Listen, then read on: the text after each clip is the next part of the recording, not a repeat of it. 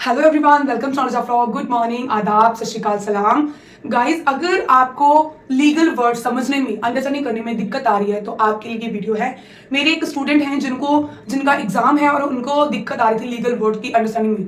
तो गाइस, आज की वीडियो उनके लिए बन रही है। तो बच्चे, अगर आपको अब भी कोई डाउट होगा, प्लीज आप इस वीडियो से हेल्प ले सकते हो। एग्जाम देकर आओ, अगर आपको फिर भी कोई डाउट होता है तो प्लीज आप मुझसे दोबारा से अपनी क्वेरी क्लियर कर सकते हो। ठीक है, आई विल ट्राई कि आपकी जो क्वेरी है वो हम बिल्कुल क्लियर कर पाए। Now let's start.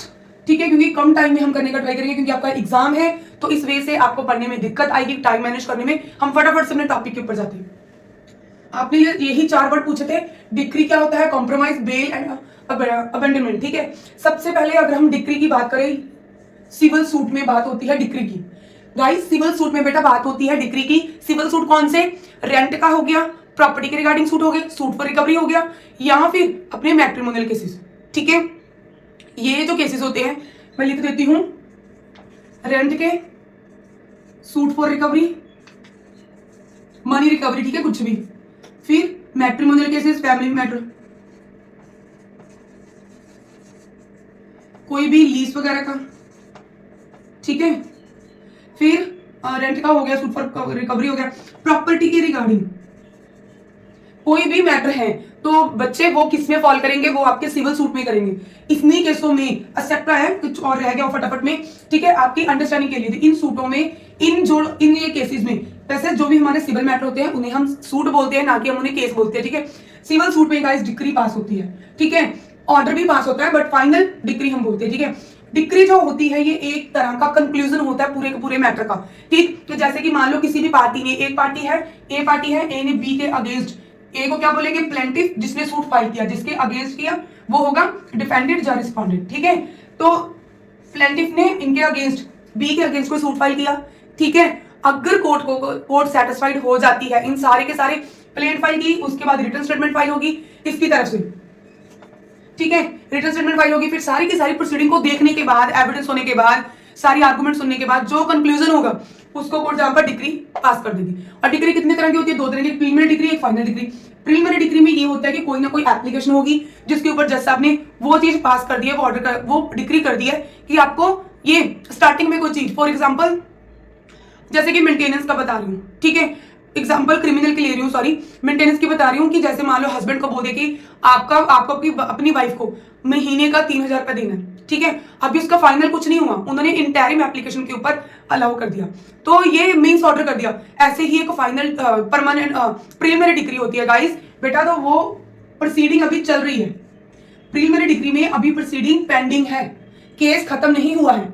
ठीक है, बट उन्होंने सम टाइम के लिए रिलीफ देने के लिए यहां पर कुछ कर दिया है जो कोर्ट ने। ठीक है, कुछ ना कुछ रिलीफ दे दिया है पार्टी को। फाइनल डिग्री वो होती है जो केस के बिल्कुल डिस्पोज ऑफ कर देती है केस को, सूट को। ठीक है, डिस्पोज ऑफ कर देती है सूट को, उसमें पूरे का पूरा कंक्लूजन होता है। ठीक है, जिसे हम कंक्लूजन, पूरे का पूरा सार केस का, वो डिग्री होती है फाइनल। और जो भी रिलीफ मिलता है वो भी इसमें मेंशन होता है। सॉरी। सेकंड बात करते हैं कॉम्प्रोमाइज। कॉम्प्रोमाइज के नाम से पता चल रहा है, कॉम्प्रोमाइज मींस दोनों पार्टी में आपस में जब समझौता हो जाता है, दोनों पार्टीज में आपस में समझौता हो जाता है। कोर्ट में अगर मान लो कोई भी डिस्प्यूट है, हम सिविल मैटर को ले लेते हैं। ठीक है, अगर कोर्ट में कोई डिस्प्यूट चला गया, ठीक, कोर्ट चाह रही है कि अगर आप दोनों पार्टीज में, ए और बी में कोई ना कोई कॉम्प्रोमाइज हो रहा है तो आप कर सकते हो, कोई इशू नहीं होता कोर्ट को। वहां पर क्या होता है कि कॉम्प्रोमाइज कैसे होता है? आउटसाइड दी कोर्ट भी हो सकता है।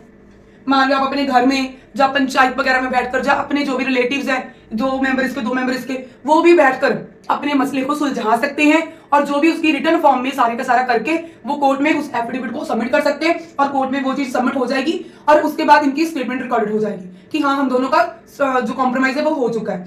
ठीक है, जब 138 के केस की बात करें, जो चेक बाउंस के केस होते हैं, ठीक है, उसमें अगर मान लो, यहीं पर हम इसी को एग्जांपल लेते हैं, उसमें मान लो गाइस, अगर किसी ने कोई भी पैसे लेने हैं, ठीक है, चेक बाउंस में, ए ने बी को कोई गुड्स दिए, उसके बदले में बी ने इसे चेक दे दिया।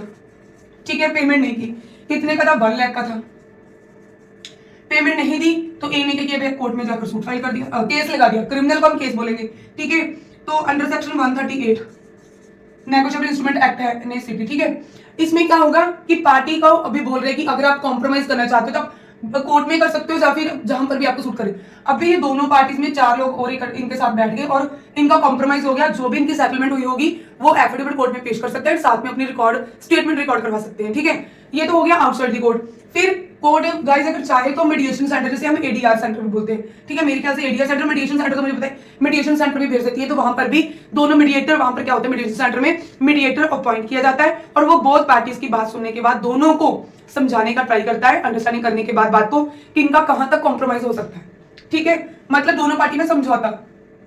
कई बार इनसाइड द कोर्ट जज सब समझाते हैं, ठीक है, जज सब कई बार दोनों पार्टी को, जैसे कि फॉर मैं फैमिली कोर्ट की बात करूं, फैमिली कोर्ट में क्या होता है कि हस्बैंड वाइफ की मैरिज हो जाती है, दोनों पार्टी डिसाइड करती हैं आफ्टर सम टाइम हमें एक दूसरे के साथ नहीं रहना, अलग अलग रहना है। तो जज साहब उनको फिर समझाते हैं कि अगर नहीं रहना, जब रह सकते हो, छोटी छोटी बातों को लंबा नहीं खींचना चाहिए, ठीक है, इतना गुस्सा नहीं करना चाहिए। तो गाइस वहां पर क्या होता है, फिर कोर्ट में कई बार जज भी बहुत अच्छे से पार्टी को समझा के उनको कॉम्प्रोमाइज करवा देते हैं। ठीक है, ये था आपका कॉम्प्रोमाइज। आगे बात करते हैं बेल की। गाइस जो बेल होती है, बच्चे इसी एग्जांपल को रहने देते हैं, जो बेल होती है ना बच्चे, वो इसको मैं रब कर दे रही हूं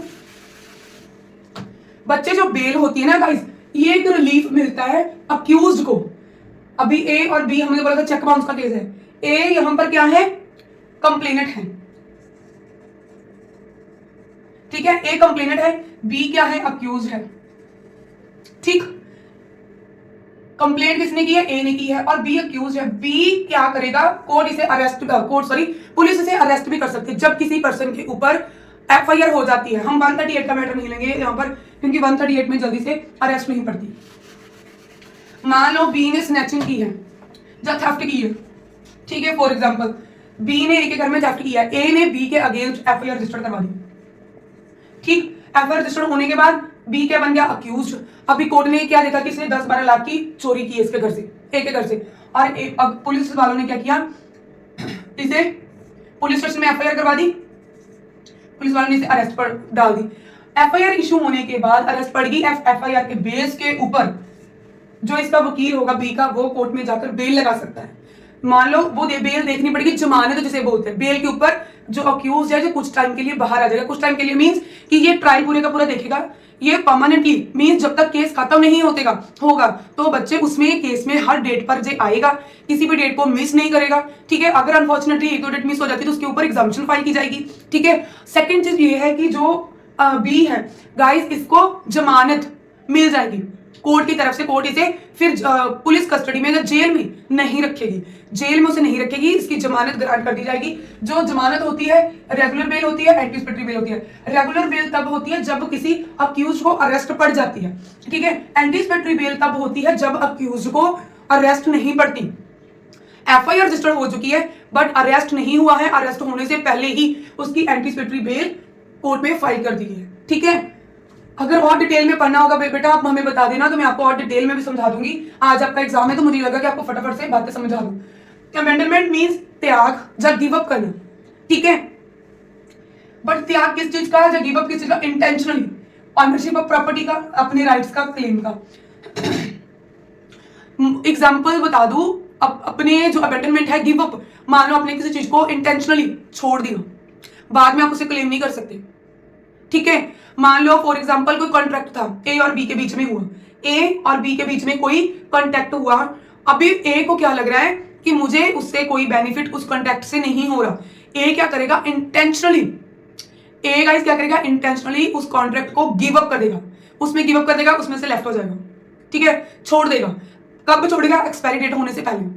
मान लो दूसरी एग्जांपल, कोई टेनेंट है, कोई किराएदार है, वो किसी किराए पर रह रहा है, ठीक है, रेंट पर रह रहा है। तो गाइस वहां पर क्या होगा, अगर उसे लग रहा है कि मेरा मकान मालिक, मेरा जो ऑनर है प्रॉपर्टी का, मुझसे ज्यादा पैसे ले रहा है, वो जो उसका रेंट डीड होगी वो जितनी है उतनी उसने कर ली है, उसके खत्म होने से पहले ही 15 दिन पहले, महीना पहले वो उस प्रॉपर्टी को छोड़ देगा, उस रेंट के मकान को छोड़ देगा। इंटेंशनली उसने छोड़ा ना, यही चीज है। अगर फैमिली मैटर की बात करूं, फैमिली मैटर में अगर कोई पर्सन गिव अप करता है, जिसे हम रिनाउंस द वर्ल्ड बोलते हैं, ठीक है, कि इस बंदे ने त्याग कर दिया, अपनी फैमिली का सन्यासी बन गया, ठीक है, अब वो मान लो वो 7-8 साल 10 साल घर ही नहीं आया, उसने त्याग कर दिया, तो उसकी वाइफ जो उसके बच्चे वहीं पर थोड़ी खड़े रहेंगे, वो अपनी लाइफ में आगे मूव ऑन कर रहे हैं। तो बाद में वो 10 साल के बाद अगर बोले कि मुझे मेरे राइट्स चाहिए, that is not a possible.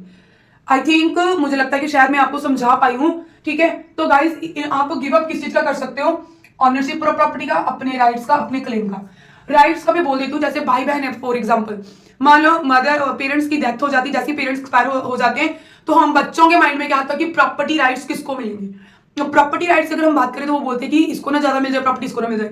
मान लो को 2 भाई बहन थे, ठीक है, एक ये ब्रदर है ये सिस्टर है, पेरेंट्स की डेथ होगी, जैसे ही डेथ होती है जो उसकी सिस्टर है सारी की सारी प्रॉपर्टी अपने भाई के नाम कर देती है, ठीक है, रिटर्न फॉर्म में, ठीक है। और उसके बाद मान लो वो 10 साल के बाद 15 साल के बाद क्लेम करती है, तो गाइस उसे claim that is not a possible, उसे फिर दिक्कत आएगी, तब तो उसने प्रॉपर्टी कर दी, ठीक है, अपनी इच्छा से, ठीक। तो यही चीजें हैं जो आपको थोड़ी दिक्कत आ रही थी लीगली वर्ड में, बट बेटा आपने मुझे इतनी बात को अंडरस्टैंड करवा दिया कि लीगली वर्ड भी आपके साथ हमें डिस्कस करने चाहिए। आई होप सो आपको आज की वीडियो अच्छी लगे, तो प्लीज इसे देख लेना।